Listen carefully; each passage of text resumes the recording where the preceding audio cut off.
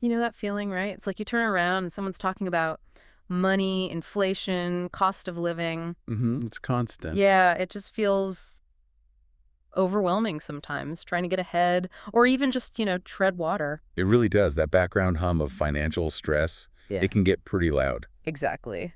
Well, that's kind of where we come in. Welcome to the deep dive. You gave us your sources, articles, notes, maybe that book you've been meaning to read. And our job is to, well, to dive in for you, pull out the key stuff, the insights that actually matter. Right. So you get the big picture, the actionable bits, without having to wade through absolutely everything. We want you to feel informed, not buried. Think of us as your highlight reel.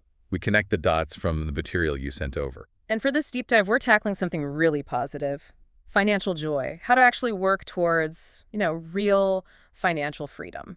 We're digging into Sean C's book, Financial Joy 2.0 Yolo Your Fay, which you provided.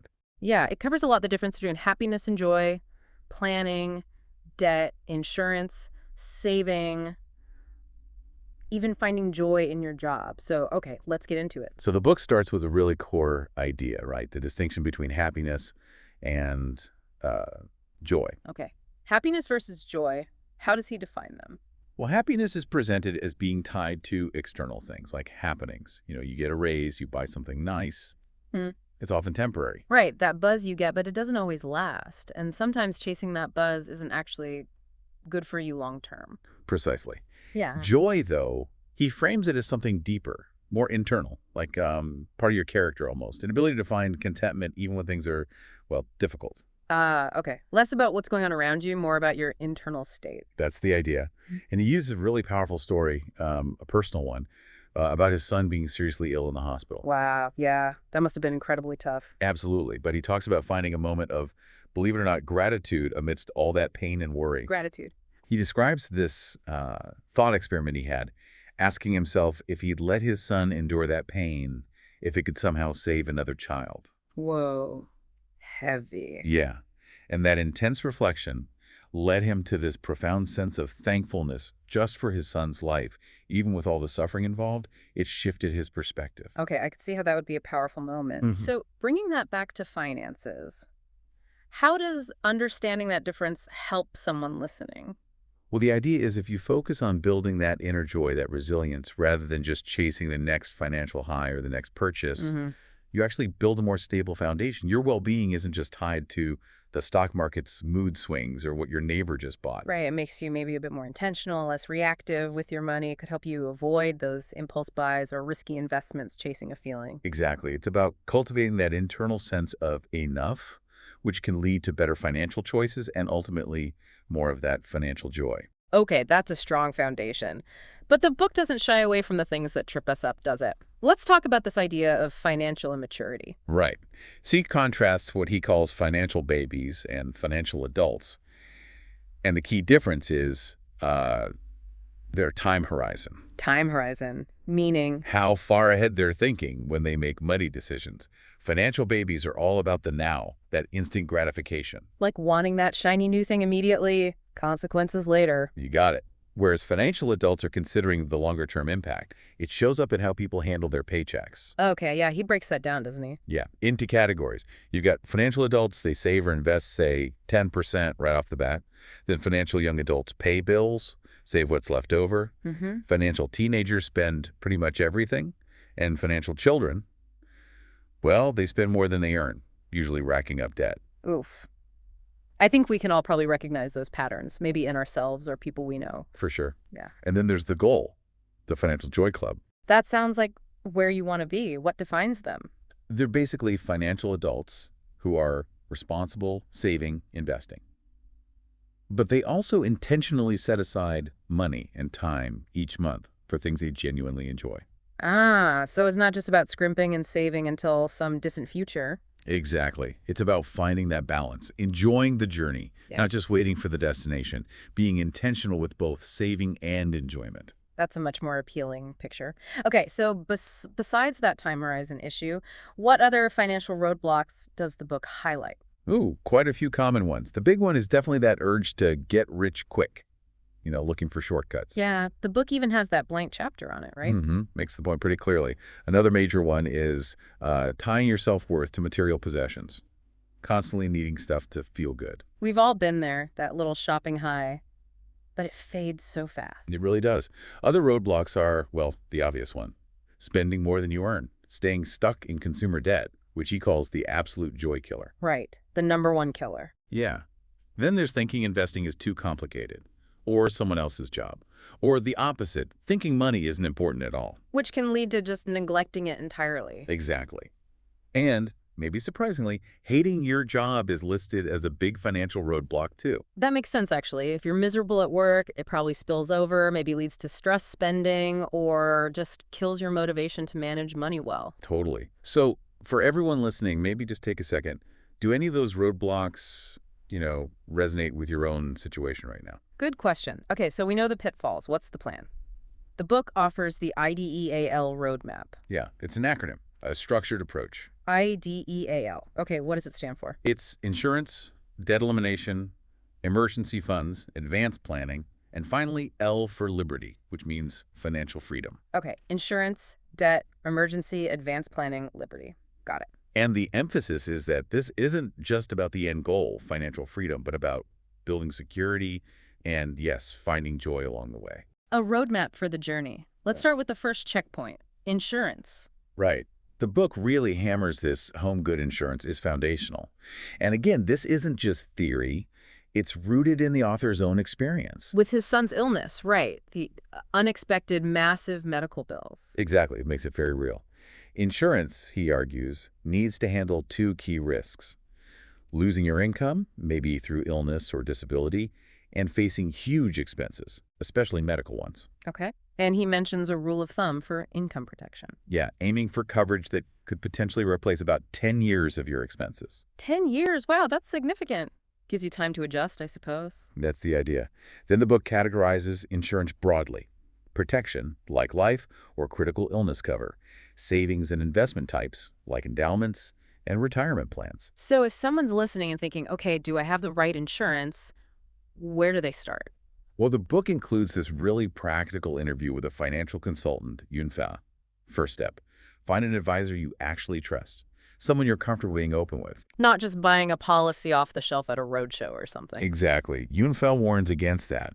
For people who do have insurance, he gives 3 key questions to check their medical coverage. 1, do I actually have a medical plan? 2, what expenses does it cover if I'm hospitalized? Right. And 3, what are the limitations? Like co-payments, hospital restrictions, ward class.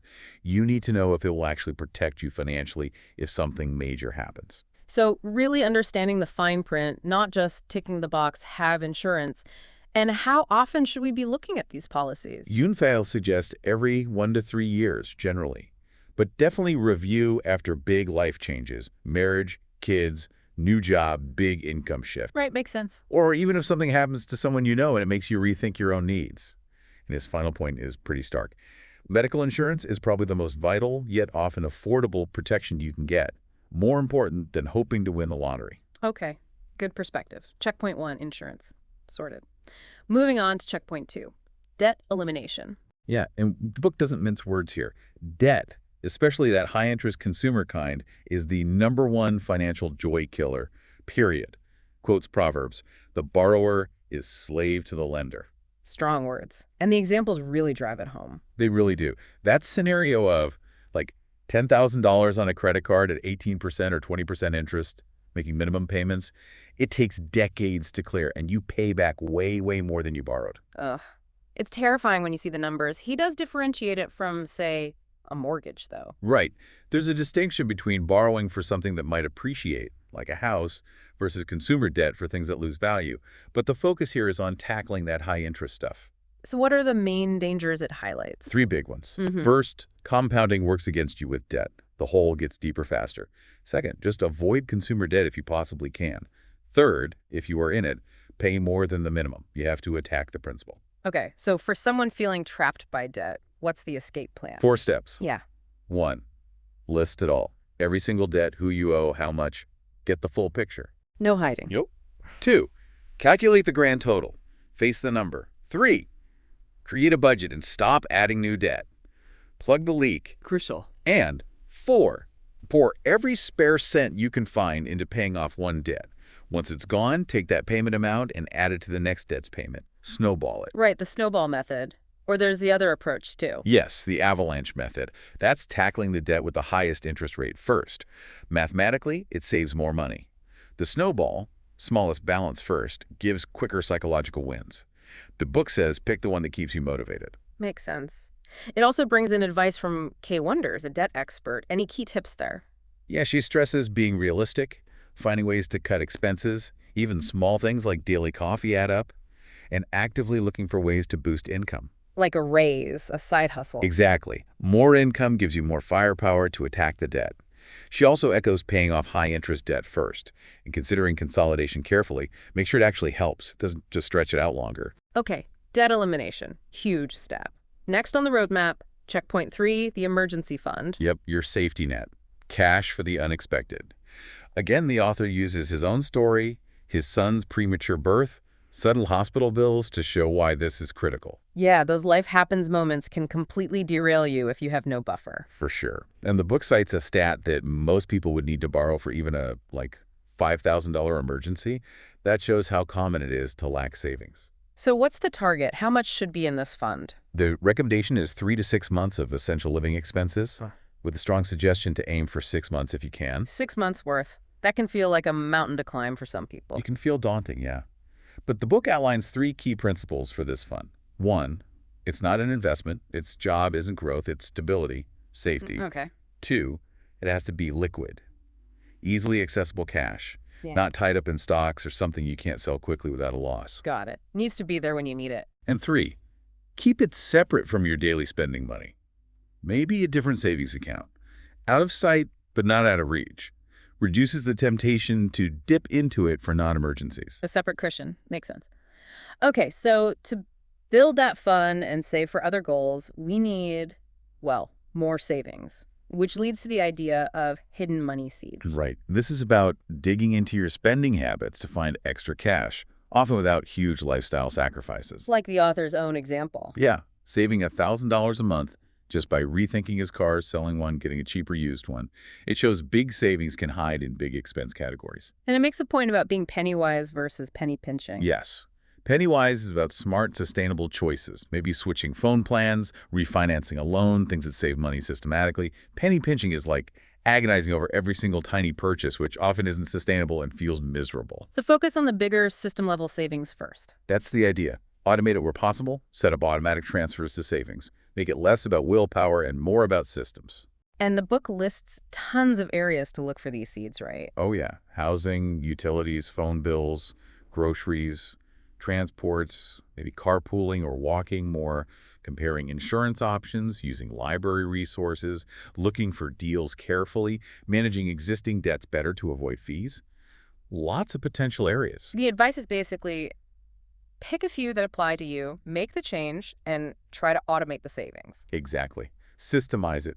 Don't try to overhaul everything at once. Okay. Now, the book really highlights how powerful reducing expenses actually is for the bigger picture, for financial freedom. Absolutely. It loops back to that formula. Passive income expenses. Every dollar you cut from expenses means you need one less dollar of passive income to be free. It shrinks the target. Right. Makes the goal closer. And the money you do save by cutting expenses can then be invested to generate more passive income. It's like a double win. Speeds things up significantly. But there was that little story about making sure the savings actually get saved. Huh, yes. The missing $2,400. Yeah. Just because you decide to save money doesn't mean it automatically lands in your savings account. You have to be intentional. So how do you make savings stick? 2 keys. Make it conscious. Visualize your goals. Know why you're saving. And make it automatic. Set up those transfers. Treat savings like a bill you have to pay, preferably to yourself first. Even the old biscuit tin method works for some, just making it tangible. Conscious and automatic. Got it. Okay, we've covered insurance, debt, emergency funds, and finding savings. Checkpoint 4 is advanced planning. Big ticket items. Yeah, this is about looking further down the road, planning for those major life goals and expenses, like planning a trip. You need a map. So thinking about things like buying a house, kids' education, retirement. Exactly. The book suggests actually mapping out a future timeline, marking these big events, then figuring out roughly when they'll happen and how much money you'll need for them. Trying to anticipate instead of just reacting when they arrive. What are the steps for planning these? 6 steps. 1. Identify the goal. 2. Prioritize them. 3. Estimate the time frame. 4. Estimate the cost and, crucially, factor in inflation. Ah, inflation. Can't forget that. Nope. 5. Figure out how much you already have saved for that specific goal, if anything. 6. Create a contribution plan. How much do you need to save regularly, monthly, yearly to hit the target? That sounds like a lot of math, especially with inflation and timeline. It can be. And the book acknowledges that, which is why it points readers to a free Excel calculator the author created. Oh, that's brilliant. So you don't have to do all the complex compound interest and inflation calculations manually. Exactly. You plug in your goal, timeline, current savings, estimated inflation, maybe expected investment return, and it helps calculate the required savings plan. It gives the link to the Facebook group to find it. Super practical. Saves a lot of headache. Definitely. It walks through using it with a child's education example and emphasizes this isn't a set it and forget it thing. You need to review and adjust the plan regularly. Okay. Advanced planning, crucial for hitting those big life goals. Which brings us to the final checkpoint in IDELL for liberty, financial freedom. The big one. Reaching the point where your passive income covers your living expenses. You're no longer dependent on working for money unless you choose to be. And the book breaks down passive income. Yeah, into 2 types. Business passive income, from businesses you own but don't actively run day to day, and investment passive income. The main focus tends to be on the investment side, building that goose that lays golden eggs. Or financial freedom account, right, that generates returns. Exactly. The growth of that account depends on your income, expenses, how much you save, your investment returns, and any business passive income. And that calculator we just mentioned comes back into play here. It does. The same Excel tool also has a financial freedom calculator section. Ah, convenient. You can use it to estimate how long it might take you to reach financial freedom based on your current numbers. And then, more importantly, you can use it to strategize. How so? Like play with the variables. Exactly. What happens if I increase my income by X amount? Or cut expenses by Y? Or achieve a slightly higher investment return? How does that change my freedom timeline? So it becomes a planning tool to see which levers have the biggest impact for you. Precisely. The book prompts key questions. How can I earn more? Where else can I cut costs? How do I balance saving for midterm goals versus financial freedom? Can I safely improve investment returns after learning more? Can I build passive business income? Okay, liberty, the ultimate goal, but requires active planning. Now, intertwined with all this is the idea of joy at work. The book spends some time on this, too. It does. And interestingly, it starts by questioning the common term work-life balance. Oh, what's the issue with work-life balance? The author shares a story about his boss disliking the term because, well, work is part of life. It's not separate. So the goal isn't balancing 2 opposing forces, but finding harmony within your life, which includes work. Huh.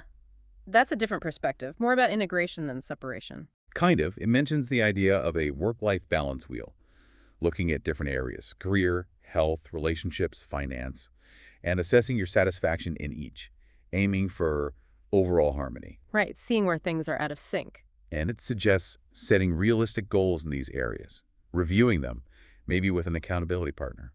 Then there's the concept of that one thing. That one thing at work, what's that? It's about identifying the core element of your job that gives you the most meaning or satisfaction, the thing that makes the less pleasant parts bearable. Like, for a teacher, it might be seeing students learn, even if the paperwork is annoying. Exactly. Finding your why in your work. The book encourages you to figure out what your one thing is. It really helps with finding joy, even in a job that isn't perfect. That makes a lot of sense for overall well-being, and it also gives practical tips for increasing income, right? Loads of them. Everything from starting an online shop, freelancing, selling unused stuff, writing articles, tutoring, coaching, renting a room. Even putting ads on your car? Yeah, a whole range. It also includes modern things like monetizing YouTube, creating content, building an audience, or creating and selling online courses. Lots of avenues to explore.